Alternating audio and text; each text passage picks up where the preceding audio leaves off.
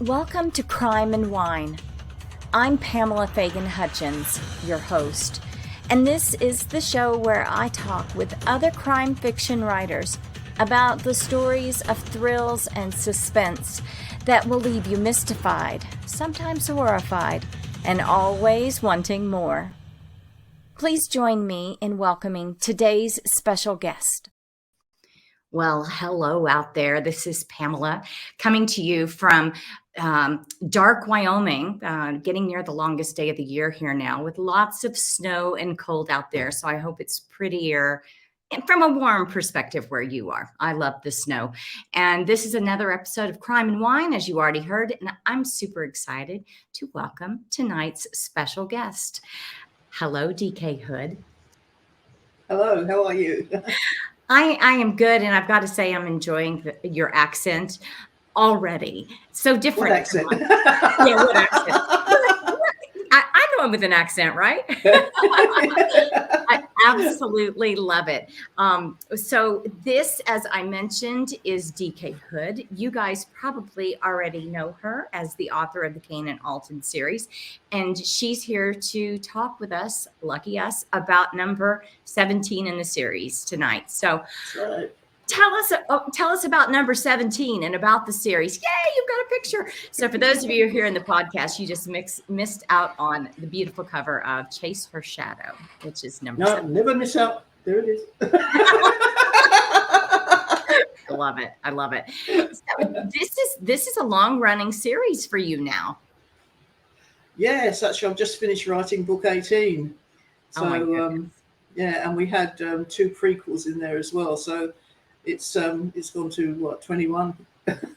So when you think about this series, is there ever a point where you think, gosh, when I get to 50, I'm really done? Or, do you think you could go on with these 2 forever? Yeah, I think I can go on with them for as long as the readers want to read them, really. I've got plenty of stories in my head. I don't run out of stories for them. So, yeah, I think I could keep going for as long as they wanted them. So one of the things that I remember you telling me when you and I first started corresponding about the show was that you were happy. You're just happy when you're writing, that you love to write, that you can write all the time. And I believe you've said that you're also starting to add some other books into the lineup. Tell me the name of the new series that'll be coming out. Well, I nearly finished. I'm in the last couple of chapters of. It's called Cats and Styles. It's a story based in the Rocky Mountains side of Montana, in a mining area, and it's an FBI field office. And I've got Beth Katz and Dax Styles in there. And Beth is a very different type of FBI agent, which people will find out as we go along. Can't give too much away about her. And she's been teamed up with a maverick FBI agent who kind of does things his own way. So the 2 of them don't really get on really very well to start with, anyway. And yeah, that's the gist of it. They're going to be doing all sorts of murder things, but a lot of serial killers. And of course, I have the benefit, which I didn't have with Kane and Alton, was the fact that these can move anywhere. They can go anywhere, which for me is a nice little break to have them going anywhere. And to have 2 totally different personalities from Kane and Alton is another really good thing for me to write about, because this character in this, she's very, very strong. She's a very strong character, and she's dominant, really. And she's come up against another dominant guy, so you've got these 2 trying to work together. Yeah, exactly. And he can't understand the way she does things, and she can't quite understand the way she does, he does things, because he's out there, he doesn't want to pull a gun. He'd rather beat people up. Oh, so you're having a lot of fun writing this. Oh, I'm loving it. Yeah, I'm really loving it. It's nice. I feel like there's no boundaries in this stories for me. I'm sort of got things planned out in my head for the first two books, at least. That's what I've been contracted for. So I'm hoping that the readers are going to love them, because I've got so many more things I could do with this couple. And I love that you've still got Kane and Alton, who we're all in love with and fascinated with and following. And you get to do something that is still killery, like, we were saying, still murdery, but very murdery. different for you, different characters, so Yeah. that you can really switch it up for yourself. Well, I wrote I wrote book 18 and this one at the same time. Oh, gosh. So, yeah, and it's only just having to do all sorts of other things that life gets in the way, that I hadn't had them both finished at the same time. I was writing the Cats and Styles in the mornings, and Kane and Out in the afternoons. Did you ever find yourself confusing them or wanting one to jump over into the other story and, add their special spin? No, not really. I have one character that is actually in both series. Which is the Shane Wolf, the medical examiner, because he's the medical examiner in Montana. So they call him in a few times. So he's in the story as well, which is nice to have someone else. And we have a few mentions of Black Rock Falls because, of course, they're all fictional towns. So right. They're going to be mentioning a town which is the fictional towns I use in another book, which is quite good. I find that interesting. And if people have followed my writing, they'll go, "Oh, that's so and so." I know that place. Then they'll go to Montana and be like, "I can't find it on a map." No. I had someone say, "I've never found that place on a map," and I said, "It's because it doesn't exist." It was me and Helen Jenner, my wonderful editor. We were sitting down, sort of trying to work out a really good place. That we came up with Black Rock Falls. This is how it came up. I wanted to call it Mischief. And I thought that was a great name for a town, And she said, no. So it was Black Rock Falls. That's pretty funny.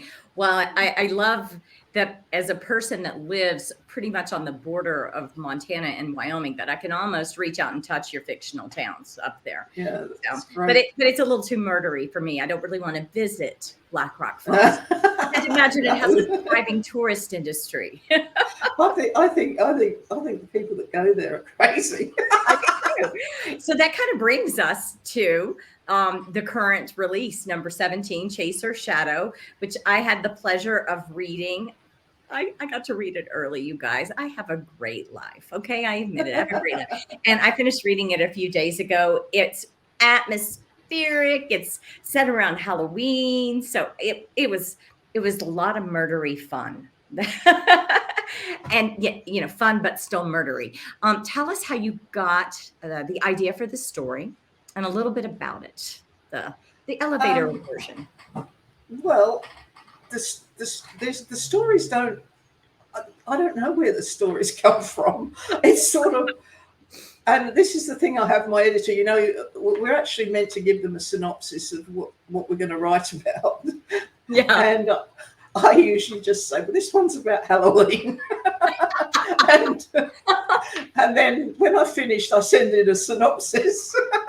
I love that. I'm going to use that. Honestly, it's a waste of time. If I write a synopsis, poor Helen, she's got to have she has to use it to promote the book and everything like this. And I have to try and get through at least a half of this book before I can write a synopsis about vaguely what it's about, because something to go on. Because I know it's difficult, but it's just the way I write.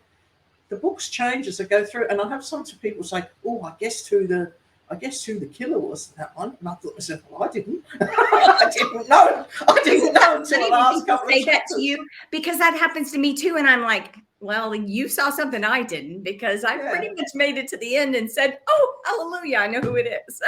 Finally. Yeah, I do that all the time. It's terrible. I love that. I don't have anyone particularly worked out. Yeah. I have suspects, and then as they go on, I think to myself, he's the one that did it. And it's sort of that. I feel like I'm going through the mystery myself, like you would if you're an investigator, Exactly. And you're Yeah. keeping it fresh for readers. This isn't canned. You are living it out and it is coming out on the page. It's alive Oh, in your that's good. happening in real time.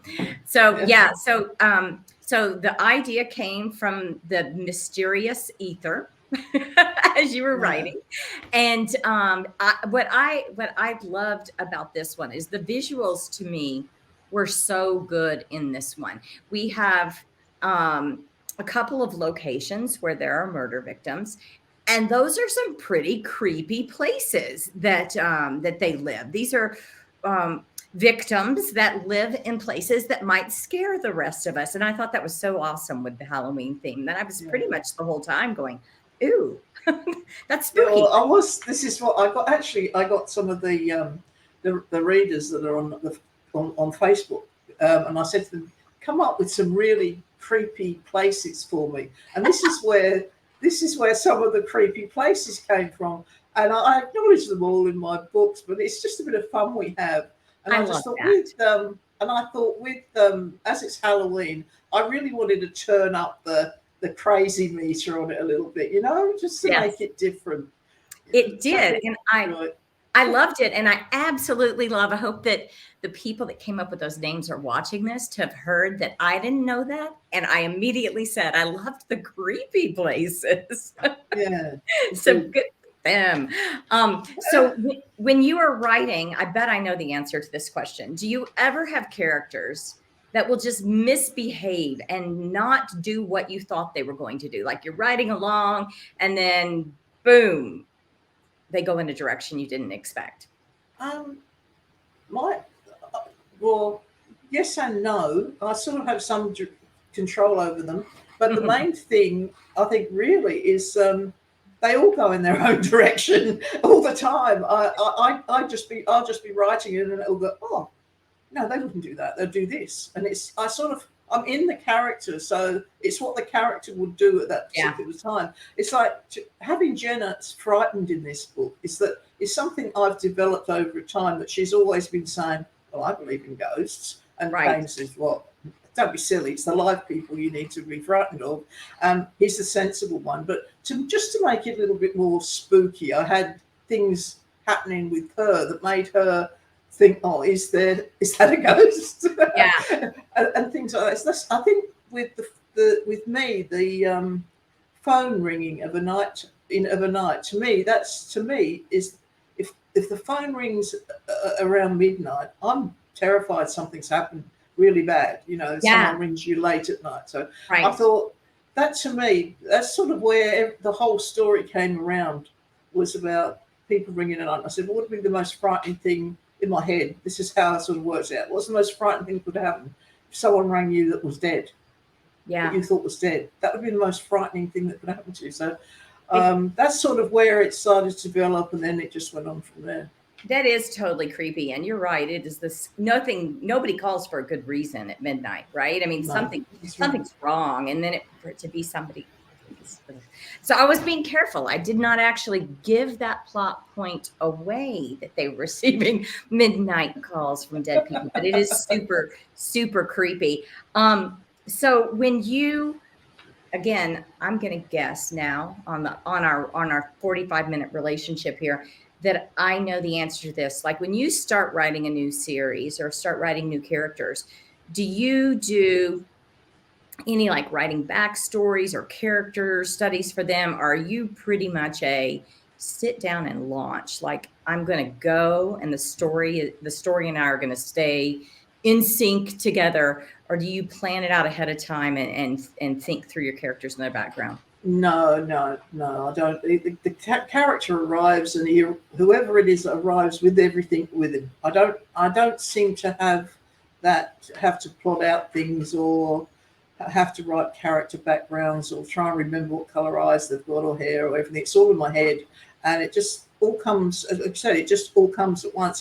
I see the person in my mind, and I just write them, and I just know what they are. That's sort of when I brought in Ty Carter and Joe Wells, and if I don't know. Yeah.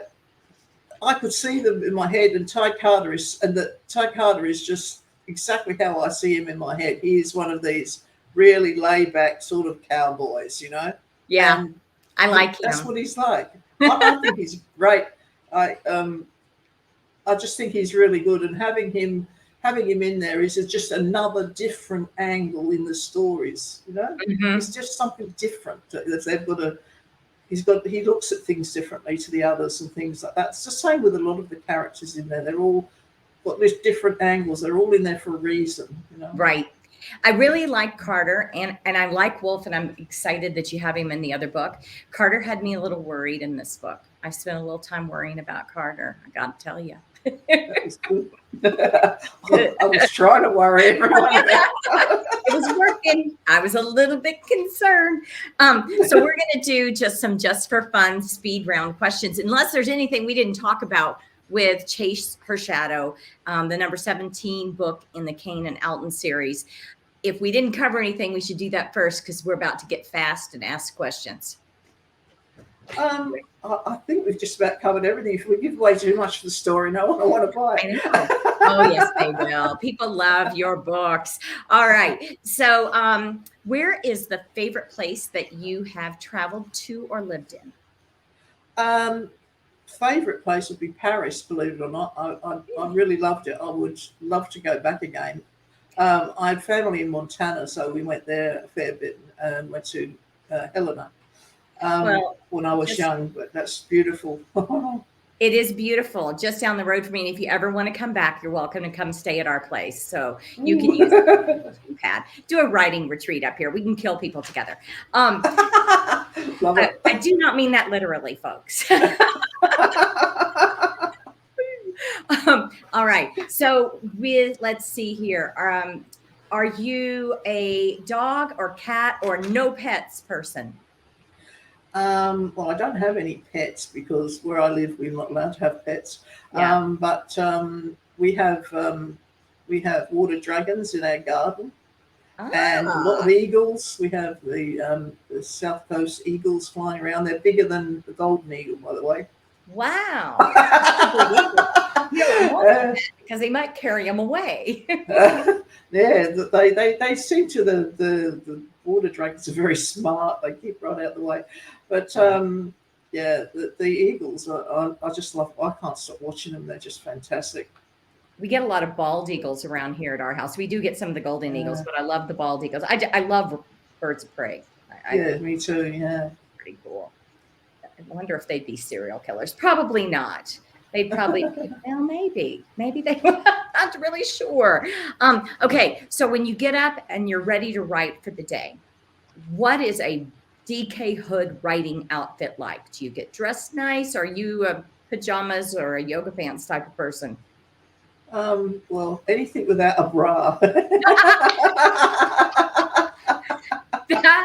That was golden. Thank you. Thank you. Yes, you're definitely welcome to come stay with us. You're my cuddle woman. Okay. All right.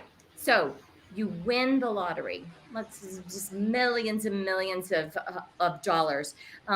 What are the first 5 things you do with that money? Well, it'd be 9 things, I think, because I've got 9 kids and grandkids. So I think I would spend it on them, set them up.